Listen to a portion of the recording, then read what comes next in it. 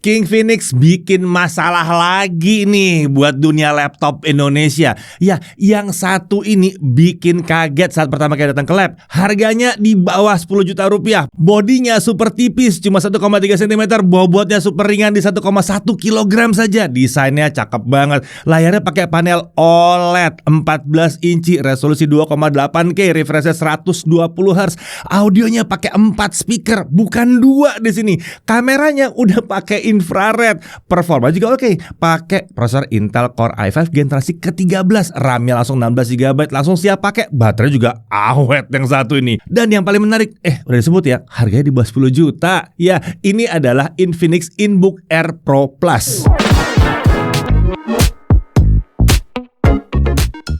Oke, mungkin ada sebagian di antara kita yang mengenal laptop ini dengan nama Infinix AirBook Pro Plus ya. Sebenarnya nggak salah ya, karena memang di beberapa marketplace itu namanya seperti itu gitu. Tapi sebenarnya nama resmi laptop dari Infinix ini adalah Inbook Air Pro Plus, bukan AirBook Pro Plus. Masalah nama ya udahlah ya. Yang jadi pertanyaan penting, apakah laptop yang satu ini memang layak disebut sebagai King Phoenix lagi nih ya, seperti laptop gaming yang pernah kita review sebelumnya? Tenang, semua akan kita bahas di sini mulai dari spesifikasi utamanya terlebih dahulu. Untuk prosesor, dia pakai Intel Core i5 1334U atau 1334U ya, litografi tentunya Intel 7 base TDP 15 watt, total core-nya adalah 10 core dan punya 12 thread yang terdiri dari 2 performance core dan 8 efficient core. Maksimum turbo frekuensinya ada di 4,6 GHz dan untuk Intel Smart Cache-nya ada 12 MB. Untuk IGP-nya dia pakai Intel Iris Xe Graphics dengan 80 execution unit. Tentunya ini udah support akselerasi QuickSync dan AV1. Untuk RAM 16 GB, LPDDR4X 4267 dual channel onboard, siap pakai banget.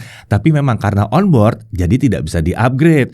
Tapi mengingat laptopnya ini super tipis dan super ringan dan RAM-nya juga super kencang, ya masih bisa dimaafkan lah ya. 16 GB di bawah 10 juta masih oke. Nah, untuk storage-nya setengah terabyte SSD NVMe PCIe Gen 3. Hanya ada satu slot SSD M.2 di sini ya. Kalau kita mau upgrade, jadi kita harus ganti SSD yang udah terpasang. Tapi untungnya yang terpasang udah langsung besar.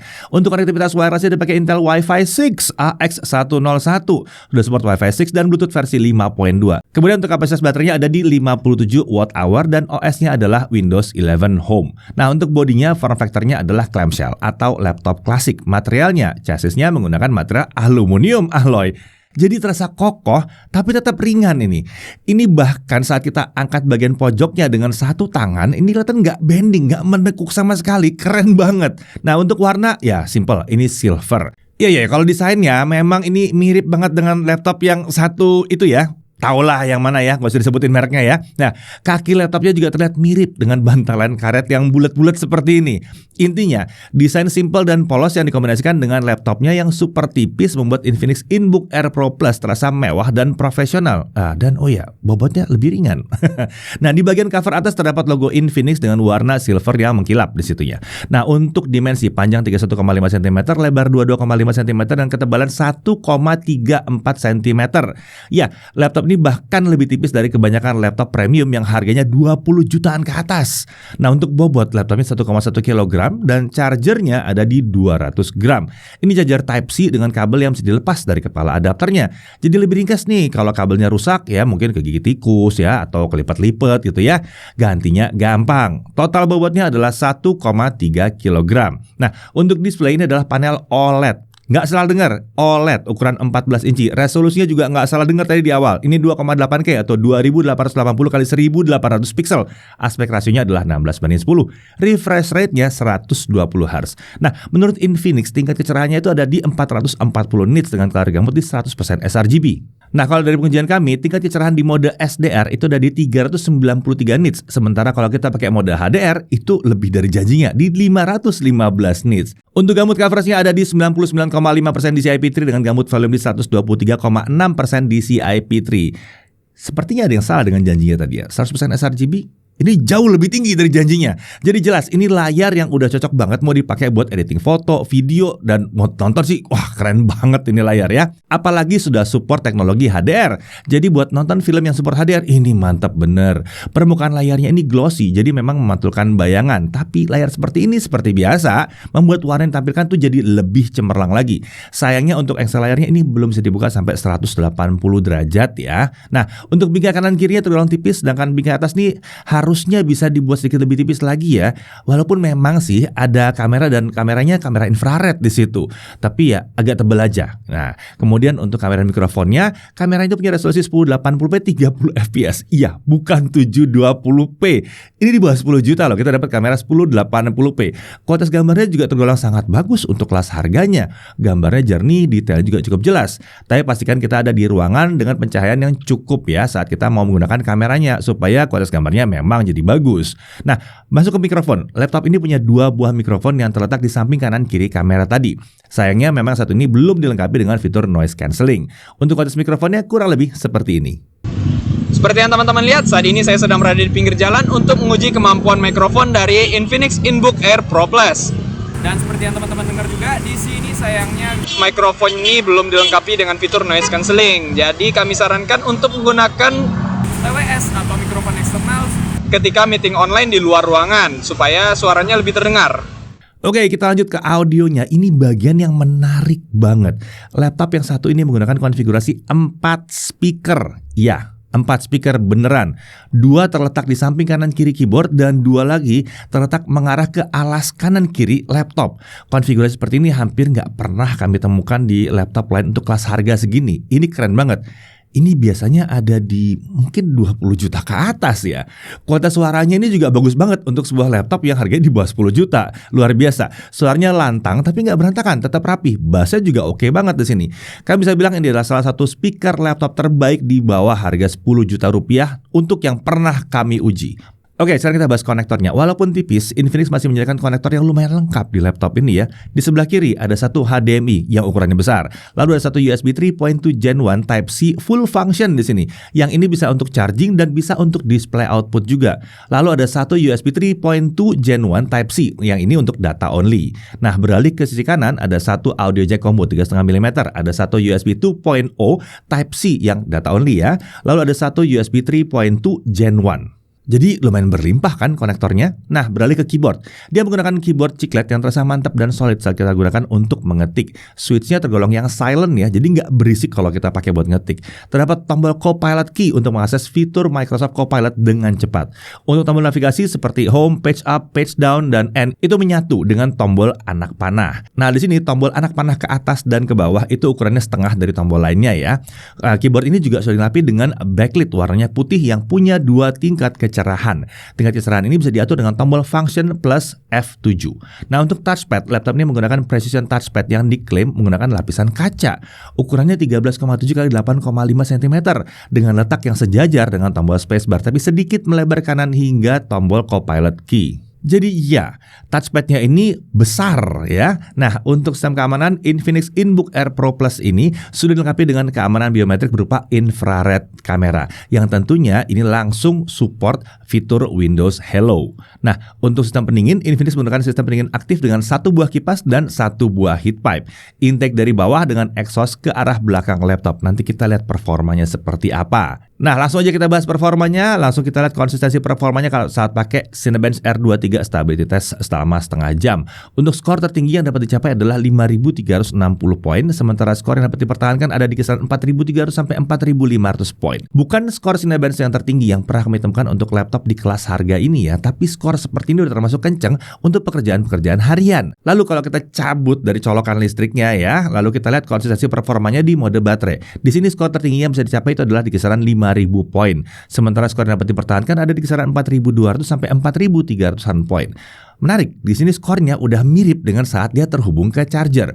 Padahal ini bukan laptop Intel Evo kan? Gak ada logonya di situ. Oke, sekarang kita suhu kerjanya. Suhu CPU sempat sekali spike ke 95 derajat Celcius di awal run, tapi langsung terjun turun dan stabil di kisaran 57 sampai 60 derajat Celcius saja.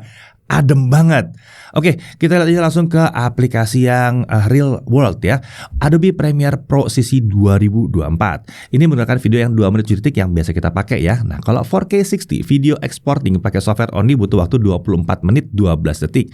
Nah, kalau pakai GPU acceleration dia butuh waktu 9 menit 16 detik. Nah, ini tentunya berarti kurang gitu pas ya. Kalau kita pakai 1080p 60 fps, kita ekspor software only butuh 5 menit 20 detik, sementara untuk GPU acceleration dia butuh waktu 2 menit 41 detik. Ini udah lumayan oke kalau kayak begini.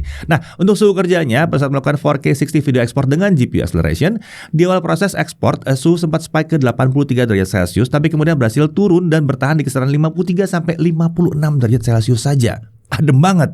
Oke, kita lanjut ke DaVinci Resolve 18.6, software video editing kelas profesional tapi versi gratisnya. Kita masih pakai video yang sama. Untuk 4K 60 video export butuh waktu 20 menit 28 detik, sementara untuk 1080 60 fps kita butuh waktu 5 menit 43 detik. Nah, untuk suhu kerjanya pada saat melakukan 4K video export, suhu CPU sempat spike sekali di awal proses, itu sampai 80 derajat Celcius. Tapi kemudian dia turun dan mampu bertahan di kisaran 54 sampai 56 derajat Celcius saja. Oke, laptopnya udah cakep, bisa dipakai buat video editing di 1080p, ringan pula. Nah, pasti banyak yang nanya, kalau buat gaming gimana? Nah, hasilnya kalau buat gaming kurang lebih seperti ini.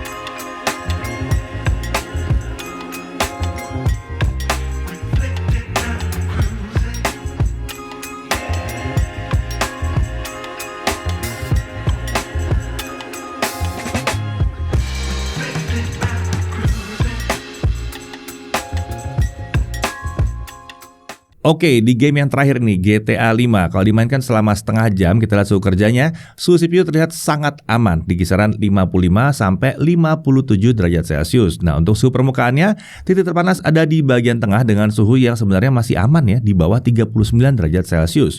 Untuk area kanan dan kiri keyboard, suhunya juga terlihat nyaman di bawah 35 derajat Celcius. Kalau palm rest jelas aman banget, bahkan di sini di bawah 31 derajat Celcius. Oke, kita lanjut ke kecepatan SSD-nya ya. Dengan Crystal-Disma kita dapatkan bahwa kecepatan bacanya adalah 3402 MB per second dan tulis di 2714 MB per second. Ini lagi-lagi memang bukan hasil yang luar biasa kencang, tapi udah dapat 3000-an di kelas harga segini sih sebetulnya udah kenceng banget. Nah, lanjut untuk pengujian baterainya. Kita set brightness di 150 nits dengan volume di 25%. Refresh rate kita rubah dulu ya ke 60 Hz. Dan hasilnya untuk lokal video playback 1080p kita dapat 11 jam 20 menit atau ya sekitar 11,5 jam. Ini hasil yang sangat memuaskan untuk laptop di kelas harga ini, apalagi bobotnya ringan banget. Dan ingat, walaupun kita turunkan ke 60 Hz, ini tetap layar OLED dengan resolusi 2,8K. Nah, kalau kalian bertanya kalau 120 Hz bagaimana? Ya, hasilnya adalah di kisaran 7 jam. Tapi saran saya sih, turunin aja ke 60. Ini layarnya keren banget sih. Biar baterai bisa irit kalau dipakai buat jalan-jalan kemana-mana. Oke? Nah, lanjut untuk charging testnya. Setengah jam pertama terisi di 26%. Sementara untuk mencapai 100% dia butuh waktu 2 jam 30 menit. Ya, sedikit lebih lambat dari yang kita harapkan. Harapan kita ada di kisaran 2 jam tepat. Oke, untuk harganya dari tadi saya bilang di bawah 10 juta, tepatnya 9.999.000. Ya, 10 juta kembali 1.000 lah ya. Garansinya 1 tahun resmi dari Infinix Indonesia. Tentunya karena ini Infinix, klaim garansi bisa dilakukan di pusat layanan CarCare yang tersebar di seluruh Indonesia. Oke, kita langsung masuk ke hal yang perlu diperhatikan. Nah, pertama, buat yang nyari performa super kencang, mungkin akan lebih cocok kalau nyari laptop gaming sekalian ya. Ini laptop tipis dan ringan. Beda. Karena laptop satu ini mengedepankan desain dan portability ya, yang gampang dibawa kemana-mana. Nggak mungkin sekencang laptop gaming. Apalagi kalau kita cek suhu kerja CPU-nya terlihat sangat rendah di semua pengujian. Meskipun demikian, laptop satu ini juga masih kuat digunakan untuk gaming tipis-tipis seperti yang kita udah tes tadi. Nah, kemudian editing video kalau mau resolusi Full HD itu juga masih lancar dan nggak masalah, tapi ya jangan di 4K lah ya, agak berlebihan. Lalu ya seperti kita bilang di awal, RAM-nya onboard, jadi ini nggak bisa di-upgrade. Untungnya udah langsung 16 GB dan langsung kencang RAM-nya ya. Dan mengingat harganya yang di bawah 10 juta, kami sih sebenarnya nggak protes-protes amat di sini. Lalu dia belum punya Microsoft Office dalam paket penjualan. Tapi tenang, kalian bisa install Microsoft Office kalau memang diinginkan, atau bisa pakai solusi-solusi gratis lainnya. Lalu untuk garansi memang ini cuma 1 tahun. Nah, dari sisi menariknya ya, laptop ini desainnya ringan, tampilannya brilian nih. Kami harus setuju ya. Bobotnya cuma 1,1 kg, tebal cuma 1,3 cm, materialnya aluminium, kokoh, waktu diangkat juga berasa banget kokoh. Desainnya cantik, terasa banget seperti laptop kelas premium di atas 20 juta. Layarnya mewah banget, panel OLED resolusi 2,8K 100% DCI P3 bahkan ya. Dan refresh rate-nya bisa up to 120Hz kalau dibutuhkan. Mau dipakai buat nonton udah nyaman banget. Mau buat editing foto atau video itu juga udah oke di sini. Kameranya juga udah kekinian, resolusi 1080p, punya infrared bahkan untuk sistem keamanan biometrik. Speakernya juara banget. Untuk laptop kelas ini ya, wah udah luar biasa lah, udah gak ada lawan di sini ya. Konektor juga melimpah dan ini bahkan membuatnya bisa pakai 2 monitor ekstra ya. Nah, suhu kerja juga dan suhu permukaannya ini adem banget. Aman sekali. Kemampuan baterai juga bagus untuk sebuah laptop dengan layar seperti ini di kelas harganya.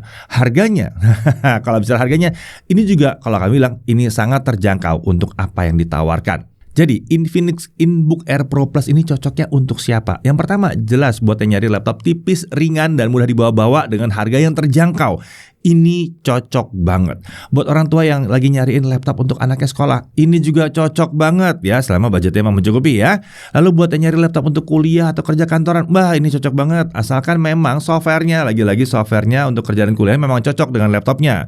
Kalau memang kuliahnya itu butuh software-software yang berat, ya mungkin itu harus pakai laptop gaming. Tapi kalau kalian butuh laptop ini buat editing foto dan video di resolusi Full HD ya, dan nggak mau pakai laptop gaming, rasanya ini masih cukup juga sih. Apalagi kalau buat video-video pendek aja sih, ini solusi yang oke banget sih. Ya lagi-lagi Infinix berhasil menghadirkan sebuah laptop yang mampu memenuhi bahkan melampaui ekspektasi kami.